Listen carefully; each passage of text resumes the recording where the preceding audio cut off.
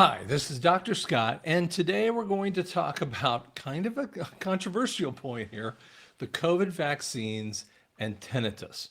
So I want to first show you of a really good video done by Dr. Cliff and his other audiologist, And in today's video, I'm going to be Rachel Cook. So, she does an excellent job at explaining some of this. She talks about, I think she's a younger audiologist. She looks younger. That's great. But what she's talking about is before she worked for Dr. Cliff, she worked in an ear, nose, and throat clinic. And we're going to talk a little bit about the sudden sensory neural hearing loss. So I've cut some of this stuff out because there was too much stuff in there. And we're going to show a whole bunch of videos and some of the conversations around that. So let's get into that a little bit. answering the question, did COVID cause your hearing loss? Coming up. We can all recall the impact that COVID had from the start of 2020 and over the following years. Researchers estimate that nearly 775 million people across the world had COVID infections at some point, with nearly 7 million deaths attributed to it. Okay, so number one, the conversation that no one wants to have is if we had 775,000 or million COVID cases and we had 7 million deaths. I mean, first off, that's a 1% ratio, if less than a 1% ratio, number one, which actually breaks some of the conversations they had at the very beginning. It was like 2.5 to 5% death ratio, number one. Number two, we have this conversation that in 2020 and 2021, influenza, just basic flu, went down to zero because what they did is they took the flu cases and called them COVID.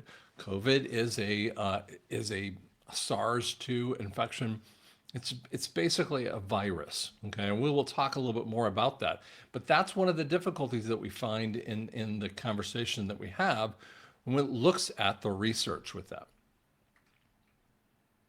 Sorry, let me bring Most back people, life has largely returned back to normal over the last few years, but COVID still remains, especially for those who not only experienced the severe acute respiratory syndrome, but who also experienced the post-infection symptoms known as long COVID. We already have several research studies to suggest that for some people, the symptoms of long COVID impact various organ systems, such as the cardiovascular, gastrointestinal, pulmonary, renal, and neural systems. But over the last few years, researchers have noticed a disturbing trend that links COVID to hearing loss, as well as sudden sensory neural hearing loss. As the name suggests, sudden sensory neural hearing loss is the rapid development of significant hearing loss, typically in one ear.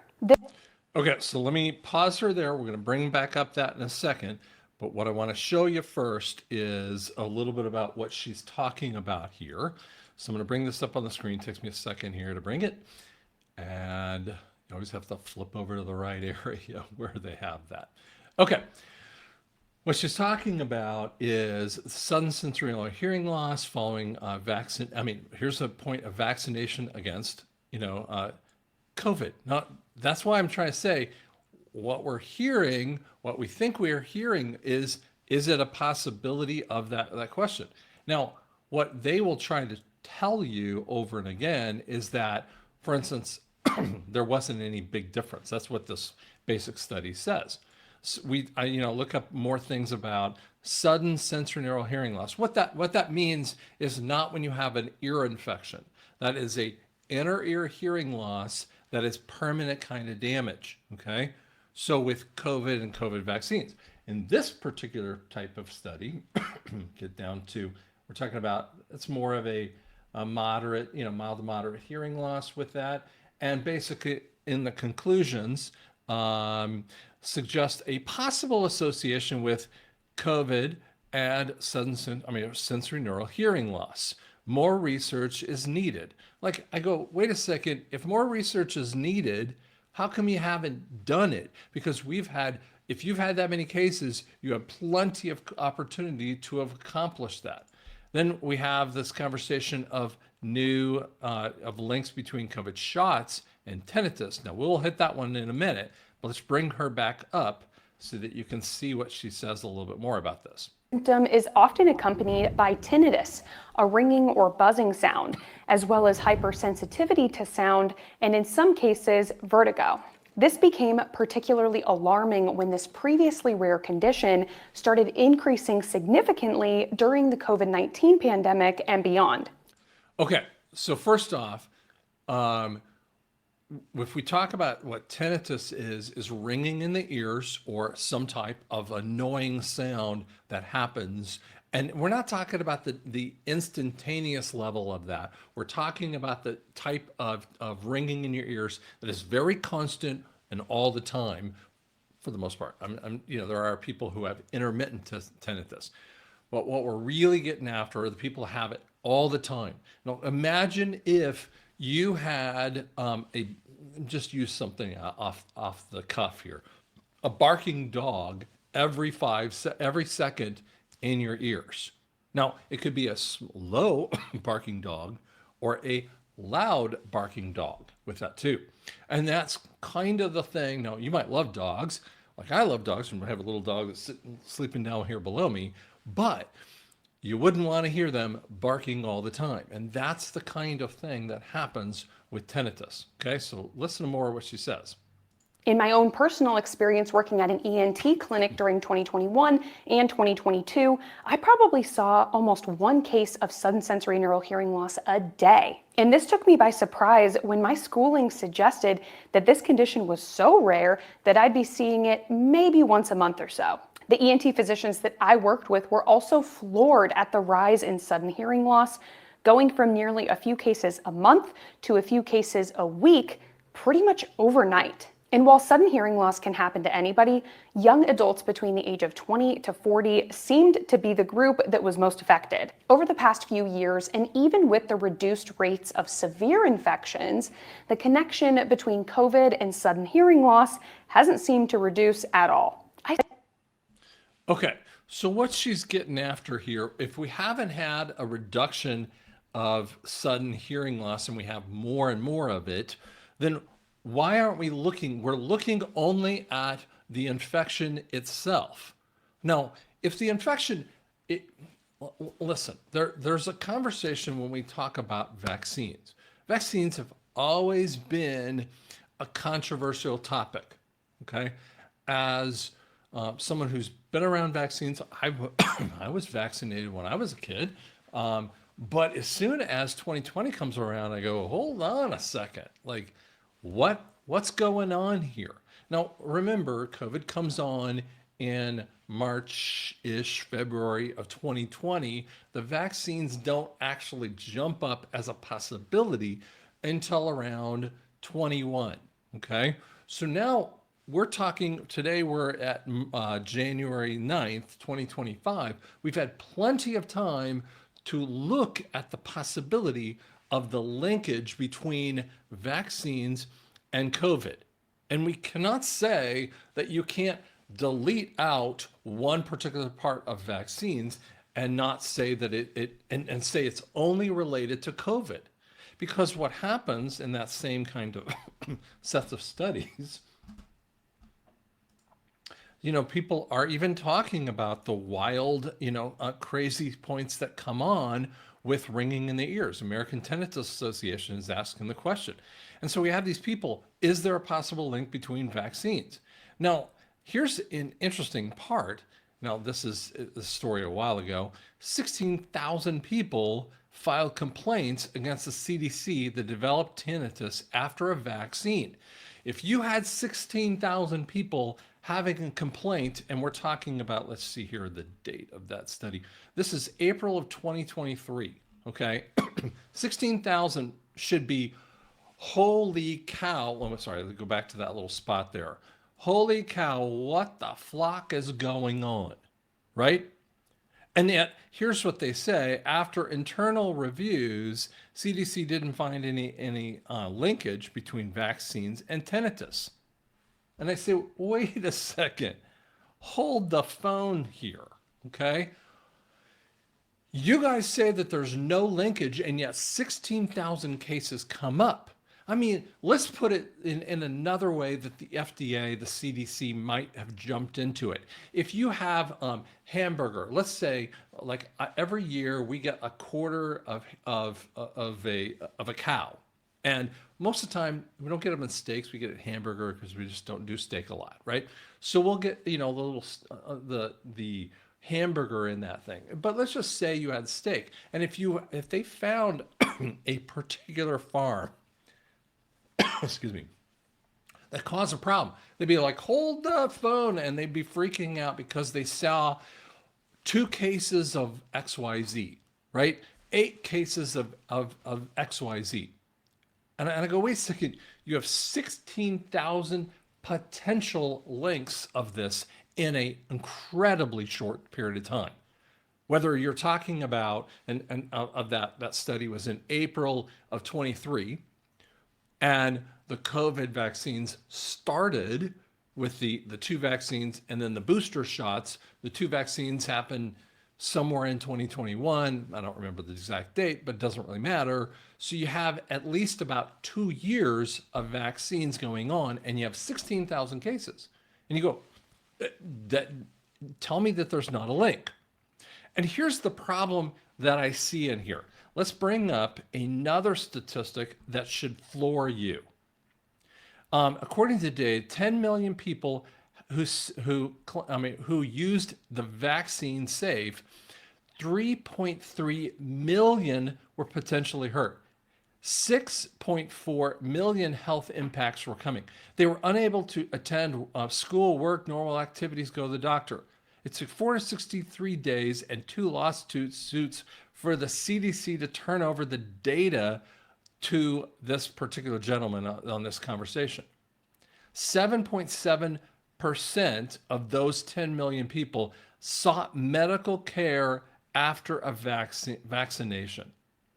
2.5 million, or 25%, missed school and bad reactions to the vaccine. That should have said to everyone, wait a second, what are you talking about here? Hold the phone, let's pull that sucker off the shelves. Every other time frame in your history, that exactly would have happened. Now I'm going to show you a series of videos here that will startle you if you have never even thought about this. Okay, let's look at this first one. Deaths at home. From the few reports that I've been seeing, we're seeing reports of people having an illness for a short period and then sudden deaths, and we've reported about those earlier on. That's been reported elsewhere in Australia, around the world, where it's myocarditis, which I think I've referred to on a previous occasion. But we are certainly keeping a close eye on those, particularly when there are deaths. We investigate those particularly if there's anyone who's died at home. Yep. Wait a second, myocarditis, and you're saying to me, wait, what the heck is myocarditis? Well, it's basically an inability for blood to flow. In essence, I just want to say it in that particular way. Sorry, I have something down here that's trying to bug me. And so, wait a second, we haven't shown any possibility. None of the physicians are talking about this, right? Well, let's just show you actually what they're seeing. And this is actually pulled by a heart surgeon. Look at the stuff in a 40-year-old vaccinated athlete. This is what they're pulling out of people over and over again, and no one wants to have this conversation. Well, let's go even further. Vaccine on Sunday. And on Monday, by about 10:30 in the morning, I was having body aches and pains and chills and stuff. Pretty bad. I went home. Then that night, I could not stay awake. I was having fevers, still the chills, still the body aches. Yesterday, body aches and pains. But by the afternoon, I thought I was doing pretty good. Woke up this morning and I have sores all inside my mouth. The fever is back. I still have the body aches. Massive migraine. As much as I love my shots, fucking hate the side effects. Wait a second, what? Now, she had a reaction. Now that is, you might say, oh, well, that's just a small reaction, right? Let's give you a couple others, right? I'll turn off the sound. It's kind of annoying. There are people who are, there's no sound other than the music here. We're seeing people that are coming in with massive upper motor neuron kind of response. And people are saying, well, this is safe to you. How about this woman? This was a nurse. She had just had the vaccine and drops, and then another person dropping. Wait a second, we've seen people drop left and right.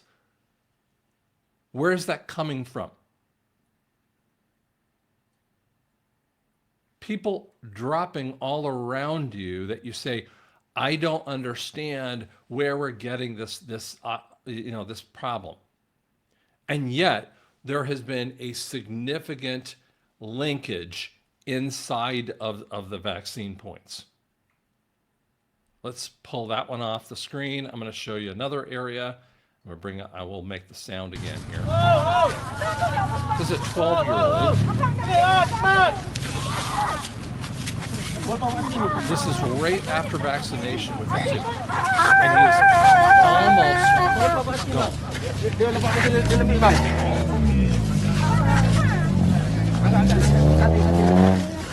You might say, well, that's just a little tiny thing. That can't be, what everyone's going through. You want to bet? Let's put this one up here. Because I'm vulnerable and my doctor told me to. I got the vaccine to do the right thing. I got the vaccine to make sure that my dad wouldn't get sick.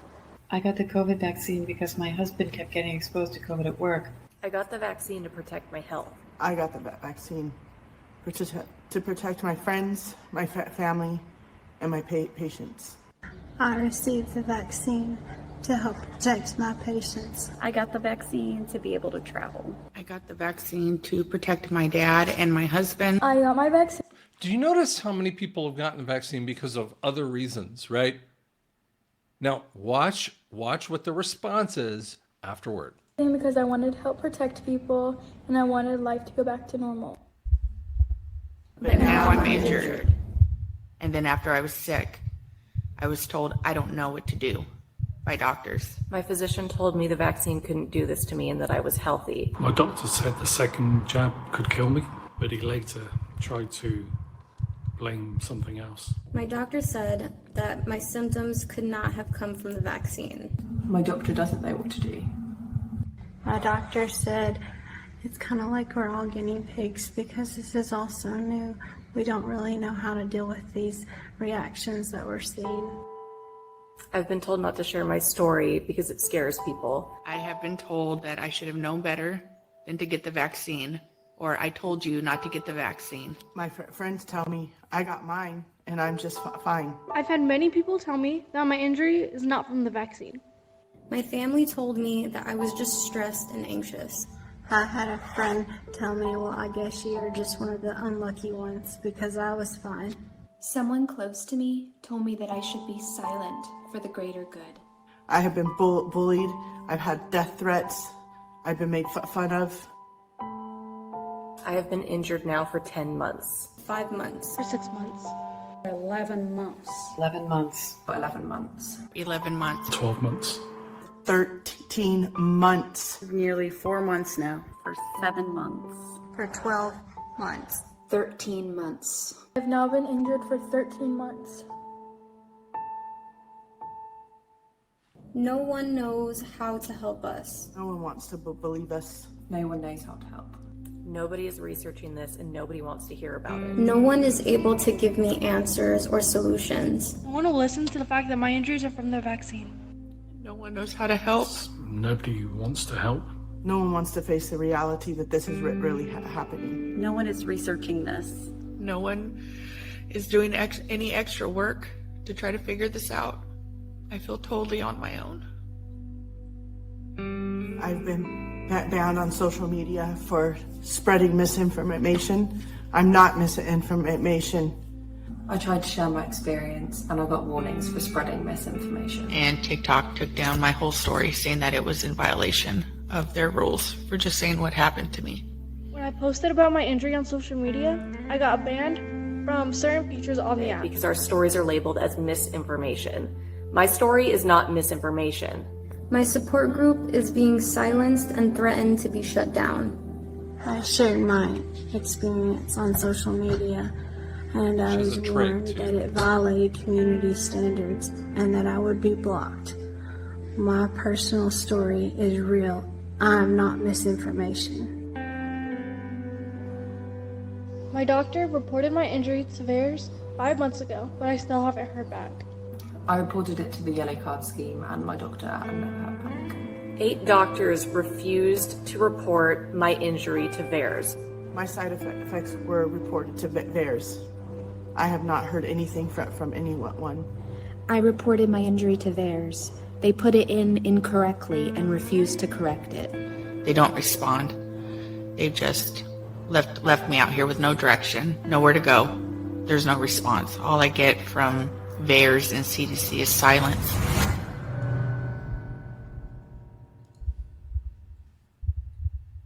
Everyone says it's rare. Everyone says what I'm experiencing is rare.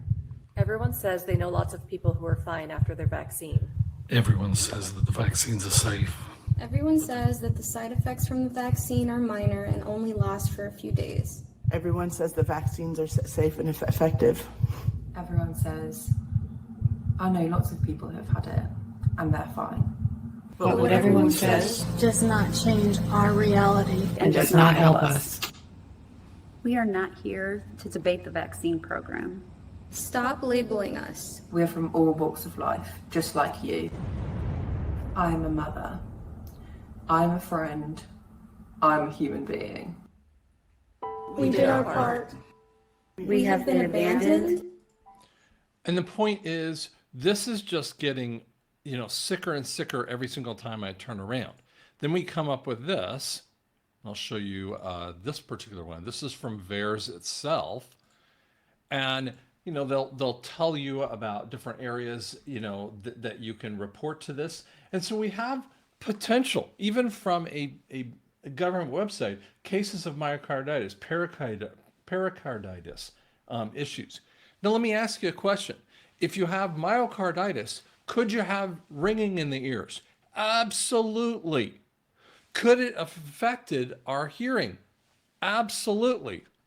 Let me give you another particular site, a conversation that someone brought up here. This is one of the most amazing ones that I've kind of hard to make because as I'm watching myself, I see what I'm going to say. So first off, let me explain what's happening on this kind of person. If you look at her left side of her face, let's see here, am I doing this correctly? Yeah, left side of her face, it looks normal. Her right, or looks stunted, excuse me. The right side of her face moves up and down. So we have what's called a unilateral weakness. Now, anyone who studied anything on medical issues knows, wait a second, you just had a stroke. And we have seen numerous cases of this. There's a comedian called Jimmy Dore who has reported this same kind of issue. Now, listen to this woman. She's going, listen, she is an actor. Listen to what she says about it. Which is, I have been diagnosed with Bell's palsy, which is paralysis on one side of the face. For me, it's this side here, the left, obviously. So I got it about 2 weeks after getting my vaccine. And I had a rough go with the vaccine, and I guess still am. But I have to say that I would do it again because it's what we have to do to see people. So, I don't know why I'm making this video, but here's my worst smile.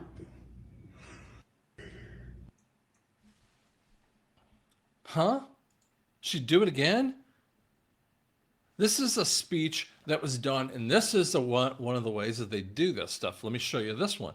Fascinating kind of statement that she's made out here. This is a teacher. Schools. I'm going to give a medical exemption. I'm sorry? You have a medical exemption for I do. Okay. You've been cleared by staff? Well, wait a second. Now we're asking, she hadn't even had a statement, and the school board goes, do you have a medical exemption? Now watch what she says. This is a powerful statement. Can someone? Yes, I have. Can I have my full minute, please? You may. Thank you. I'm waiting for staff to give me a thumbs up that the medical.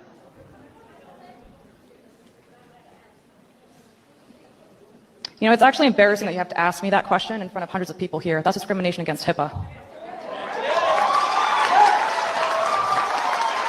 It is. I can't ask you if you're gay. I can't ask you if you have herpes. You can't ask me about my medical exemption. I can't ask you if you're pregnant. You can't ask me that question. Would you like your minute now? I would love my minute, yes. Thank you. Clock. I'm a Fairfax County public school teacher, and I'm going to give a message of encouragement to parents and teachers and students who are too afraid to come and speak forward. Parents, the longer that you wait and you don't hold your child's schools accountable gives these guys more time to dictate what's best for your child's physical, mental, and emotional health. Don't be afraid to speak out for your kids because they are voiceless and they rely on you. You should be afraid of them rooting for socialism by the time they get to middle school. Teachers, it may seem that our careers have come to a dead end, but I'm here to remind you we don't work for the school board. We work to mold the next generation of well-rounded American patriots. So don't give up because it is up to us. Students, you are on the front lines of these indoctrination camps. Challenge the staff when you're presented with a ludicrous statement, and do not allow anybody to tell you that you cannot accomplish anything because of your skin color or to hate yourself because of your skin color. Students, it is up to you to be the next generation of victims or victors. And finally, to the board, this isn't over, and your policies are just... Nick Gothard, followed by Ryan. This is how they don't want them to speak.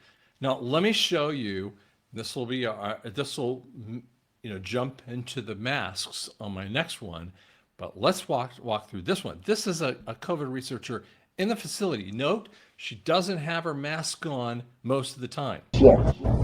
All this is bullshit. Let's see. Probably myocarditis due to the vaccine. Right, but now they're not going to blame the vaccine because they want to shove it under the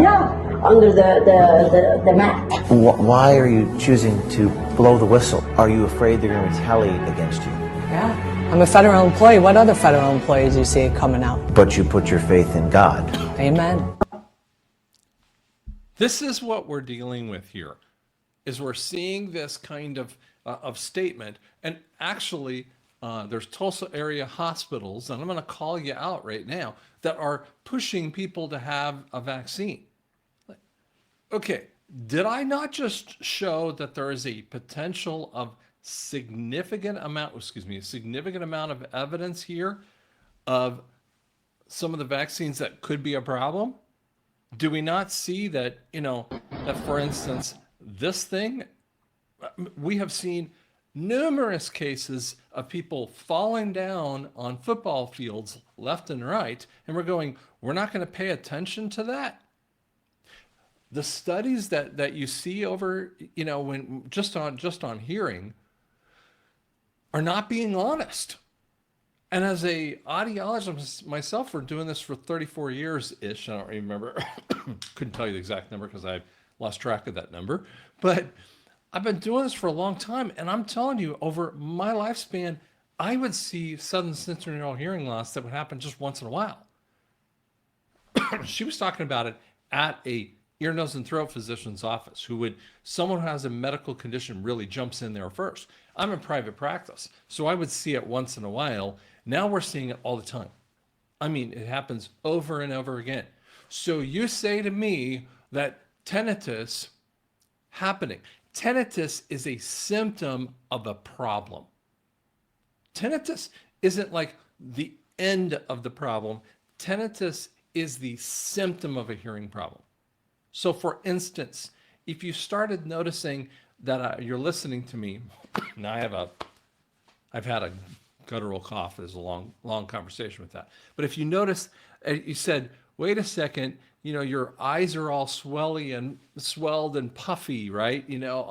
Kind of crazy looking with that too. You might go, are you having a reaction? Are you having some problem with that? And then I get red and patchy all over. You go, well, wait a second, what's going on with you? And maybe if I said I had taken a steroid or some or other, you go, well, maybe you need to go check on that because you had an adverse reaction. We're seeing the adverse reaction is the tinnitus, and it is a significant long-term, basically forever type of hearing loss. And we as audiologists aren't concerned about that. That one teacher said to us a really interesting point. You can't ask me from HIPAA policies whether I have had something. Now, I have had, I mean, and I'm not going to get into this, but there was a buying group, audiology buying group, who would push the snot out of me to tell me that I had to tell my staff members to have a vaccine. And I said, listen, I can't even ask them if they have toe fungus. It's not my business. And I even used it as a more dramatic statement. I said, listen, if this was a sexually transmitted disease, it would never be my place. You would say, Scott, you are not allowed to have that conversation with your people, because now you're talking about, you know, their sexual situations, right? You say, wait a second. And I'd be like, holy cow, I don't want to have this conversation. I don't want to hear about this stuff, right? And we never did that when it came to AIDS, unless someone was like, had blood transfusion or blood kind of usage with that. But we had this unique illness that comes out, and with a vaccine that comes out with less than a year of research, and yet we go, it can't be a problem. We can't see this issue. And yet this company, I said to them over and over again, I said, listen, if one of my employees has a vaccine injury and I was responsible because I basically said to my staff, you have to get it to come back to work, but I didn't tell you you had to get it. So, and so we do this indemnity clause, excuse me. And I didn't create it. And yet here's what they would say back to me, because the research is already, I mean, I just showed you videos that proves my point here. And you go, so guess what? I'm not responsible? Oh, hell yes, I'd be responsible in that way. And I would not do any of those forms. I would not follow any of that silliness. I wouldn't tell anyone what to do.